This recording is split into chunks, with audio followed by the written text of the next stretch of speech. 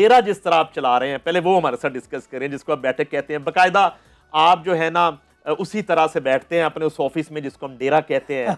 आपके दोस्त अहबाब आते हैं, जब हमारा दिल करता है मिलने को हम वहां पहुंच जाते हैं, और वो सब के लिए, बल्कि मैं कहता हूँ कि फजल दीन की तरह 24 घंटे खुला होता है। बिल्कुल। तो ये डेरे वाली फील जो है, हाँ, ये कैसी फील है? बड़ा अच्छा लगता है, अच्छा लगता है। दुख सुख साझे हो जाते हैं, बड़ा अच्छा लगता है। दोस्त अहबाब जब आके मिलते हैं तो अंदर जब आप इंटर होते हैं ना, तो अंदर जाते ही मेरे वालिद साहब की तस्वीर लगी, जी बिल्कुल बिल्कुल, स्माइल से। ऐसे फिर वो लेफ्ट जब देखता है तो आगे मेरी तस्वीर लगी होती है। तो फिर वो पूछता है, यार ये डेरा जो है ये माशाल्लाह से जो है इसमें मैं आया हूँ, तो क्या कहूँ इस डेरे को। मैंने कहा ये आलम लोहार दा डेरा है। कहते अच्छा जी। तो मैं कहते सारे जिन्ने काम कर दे मैंने सारे आरफ ने। वाह वाह वाह, क्या बात है। तो वो इतना खुश होते हैं, अब्बू के प्यार करने वाले, या कोई मुझे मोहब्बत करता है तो उसको क्या उसे कहते हैं कि ज़िंदगी में थोड़ा सा आपको कोई किसी चीज़ का जवाब मिल जाए।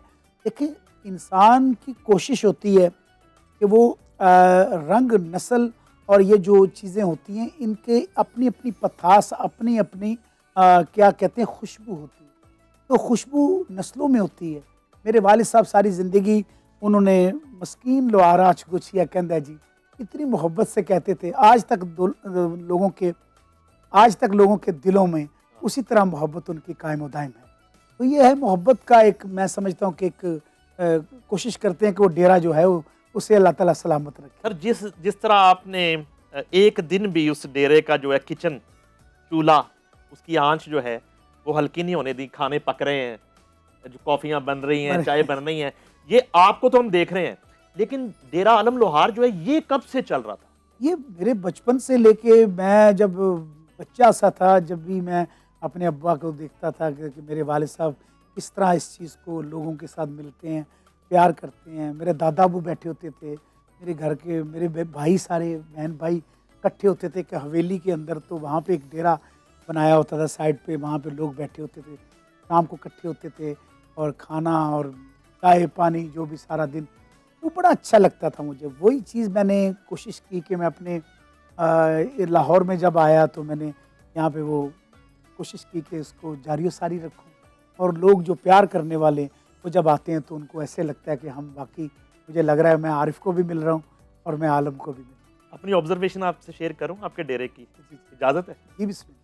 मैंने जो नोट किया है कि जो मेहमान 4 कॉन्सर्ट्स की बुकिंग करवाने के लिए आया है उसका प्रोटोकॉल भी वही होता है। हाँ जी। और जो मेरी तरह सिर्फ चाय पीने आया उसका प्रोटोकॉल भी वही होता है। सौ बिस्मिल्लाह, अल्लाह मियां आपको सलामत रखे।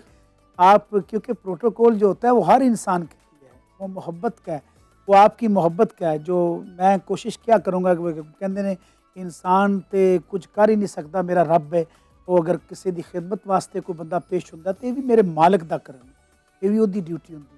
इंसान जड़ा है वो अच्छी पॉजिटिविटी और अच्छे लोगों को वेलकम जो करता है तो तुहाडे बरकत पैंदी तुहाडे काम। लोहार क्या है सर, ये तो आज एक्सप्लेन करें, व्हाट इज लोहार?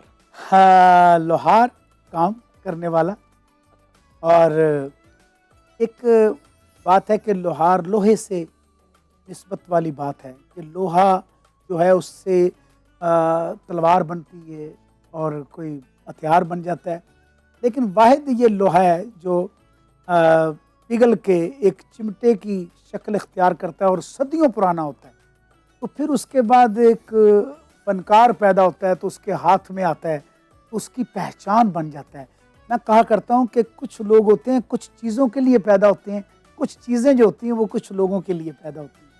तो शायद ये कोई इम्तजाज जो है मेरे मालिक ने बनाया, वो ऐसा लोहा एक अमन की आवाज़ बन के चिमटे की शक्ल में आया और उसने नगमात के ज़रिए, मोहब्बत के ज़रिए, लोक गीतों के ज़रिए, लोक दास्तानों के ज़रिए, मुख्तलिफ़ बैठकों में बैठ के, मुख्तलिफ़ मजलसों में जाके, मुख्तलिफ़ थिएटर के प्रोग्राम्स में जाके अपने प्यार भरे पैगामात को भेजा और लोगों ने उसे बहुत खूबसूरत अंदाज में वेलकम किया।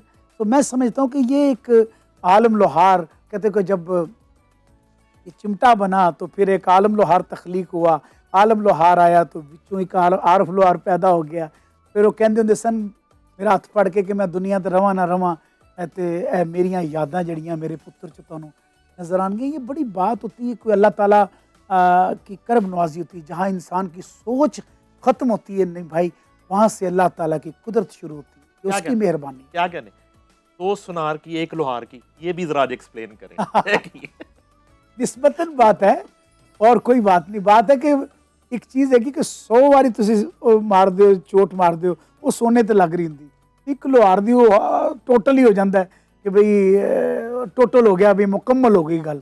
ਕਿ 100 ਸੁਨਾਰ ਦੀ, ਇੱਕ ਲੋਹਾਰ ਦੀ, ਕਿ ਅਹਿਦ ਗੁਫ਼ਤਗੂ ਦੇ ਵਿੱਚ ਉਹਨੂੰ ਕਿਸ ਤਰ੍ਹਾਂ, ਮੇਰਾ ਮਤਲਬ ਹੈ ਕਿ ਮੈਂ ਕਹਿੰਦਾ ਬਈ ਇਹ ਜਵਾਨੀ 4 ਦਿਹਾੜੇ ਖੁਸ਼ੀਆਂ ਨਾਲ ਹੰਡਾਈਏ, ਇਹ ਜਵਾਨੀ 4 ਦਿਹਾੜੇ ਖੁਸ਼ੀਆਂ ਨਾਲ ਹੰਡਾਈਏ, ਜ਼ਿੰਦਗੀ ਦਾ ਕੋਈ ਮਾਣ ਨਹੀਂ, ਮਤ ਭਲ ਕੇ ਹੀ ਮਰ ਜਾਈਏ, ਸੱਪਾਂ ਦੇ ਪੁੱਤਰ ਯਾਰ ਨਹੀਂ ਬਣਦੇ, ਚੁਲੀਆਂ ਦੁੱਧ ਪਿਆਈਏ, ਗਈ ਜਵਾਨੀ ਫੇਰ ਨਹੀਂ ਆਉਣੀ, ਲੱਖ ਖੁਰਾਕਾਂ ਖਾਈਏ, ਉਹ ਛੱਡ ਲੋਹਾਰਾ ਗਾਉਣ ਦਾ ਖਹਿੜਾ, ਸੰਨੀ ਥੋੜਾ ਵਾਈਏ।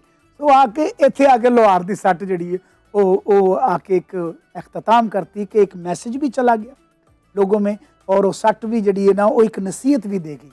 सट जी है वो बड़ी बड़ी गहरी भी होंगी।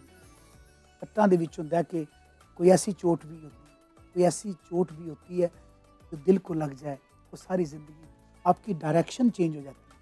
तो ये चोट जो होती है ना, इंसान को रास्ता जो है वो दिखाती है कि रास्ता आगे क्या है।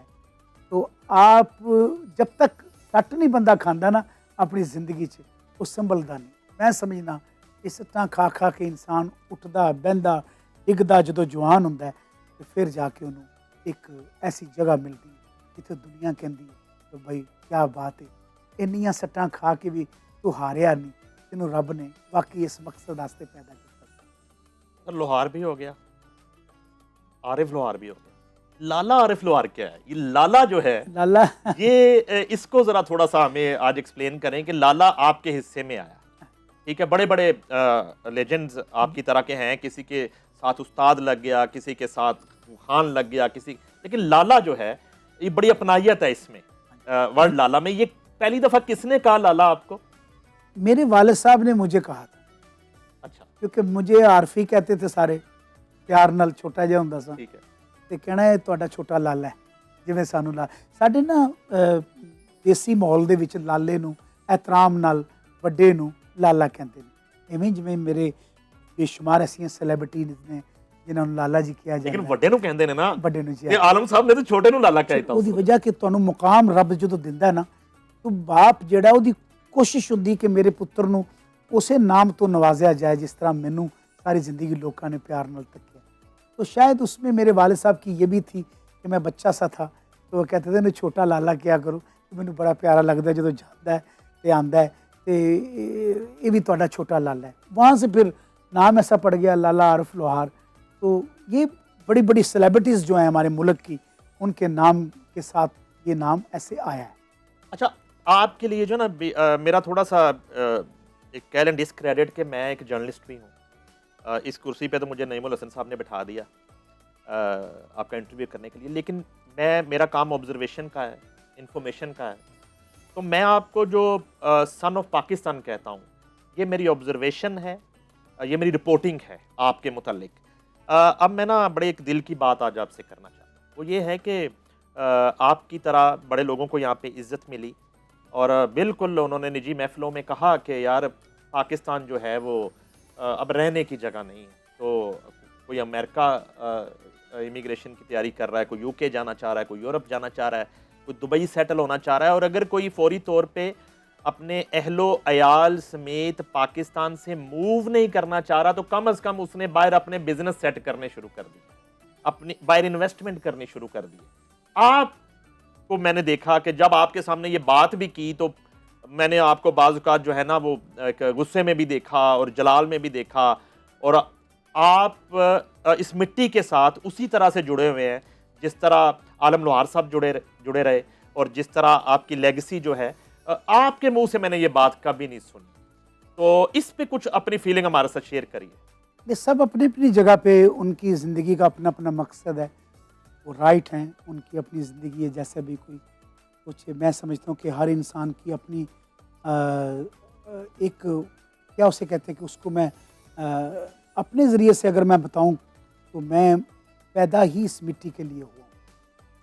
मैं अपने आप को सोचता हूँ जब मुझे ऑफिशियली तौर पे भेजा जाता था, जब मैं मुल्क से बाहर जाता था, तो मुझे आरिफ लोहार करके नहीं बुलाया जाता था, मुझे आवाज़ देते थे पाकिस्तान, तो मैं भागता हुआ जाता था कि मेरा नाम आ रहा है।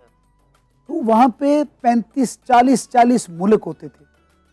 तो मैं अपनी वजह यही बताऊंगा कि मैंने अपनी ज़िंदगी में ओढ़ना बछोड़ना मेरा यही था कि मैं यहाँ पे काम करना है। ये हर बंदे की अपनी अपनी मजबूरी होती है। नहीं भाई, मैं किसी को ये नहीं कहता कि आप जैसे आपने कहा कि कोई ये नहीं, हर इंसान अजीम है। मैं समझता हूँ कोई भी अगर काम करता है तो वो सोचता है कि मेरे बच्चों के लिए ये हो, मेरे कोई पढ़ाई हो जाए, कुछ ऐसा हो जाए। तो मैं समझता हूँ कि जो अपनी ज़िंदगी जो है, जितनी सादा, जितनी मैंने समझी, जो मैंने देखी है ज़िंदगी को, जिस हिसाब से देखा है कि ज़िंदगी वही है जो आप जहाँ पे यादें आपकी बनती हैं और जिस बुनियाद में आप रहते हो, जिस मिट्टी से आप पैदा होते हो। वो कहते हैं ना, मिट्टी मिट्टी दुनिया सारी, मिट्टी दा संसार, मिट्टी मिट्टी दुनिया सारी, मिट्टी दा संसार, मिट्टी दे सन बादशाह ते मिट्टी दे दरबार। वाह। जब हर चीज़ मिट्टी से जन्म लेती है तो मैं मिट्टी की खुशबू हूँ। तो मेरा यही है अपना मौक़िफ़ के यार, जब तक ज़िंदा हूँ, जब तक ये सांसें चल रही हैं, मैं अपने मुल्क के लिए जितना भी काम कर सकूँ। वो फ़नकार सारे जितने भी हैं ना, वो सिर्फ़ इसी के लिए काम करते हैं कि उनके नाम के साथ जब पाकिस्तान लगता है तो उनका फ़ख्र हो।